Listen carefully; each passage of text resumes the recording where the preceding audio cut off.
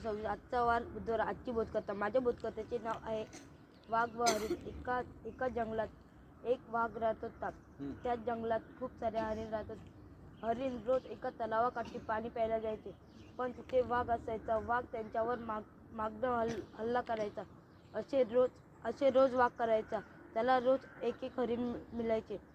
पण तितक्यात काही दिवसांमध्ये हरिणांची संख्या कमी होत चालली. हरिणांनी विचार केला. त्यांनी पाहिले की एवढ्या साऱ्या मुंग्या एवढ्या मोठ्या सापाला मारतात, मग आपण देखील वाघाला का नाही मारू शकत. त्यांनी 2 पिल्लांना तलावाकाठी पाणी प्यायला पाठवले व ते गवतात लपून राहिले. जसा वाघ बाहेर आला तसा सगळ्यांनी हल्ला केला व वाघाला मारून टाकले. तात्पर्य कधीही एकत्र राहावे. एकीचे बळ मिळते फळवान, कधीही एकोप्याने राहिले पाहिजे. मस्त असं काहीतरी नवीन गोष्ट पाहिजे.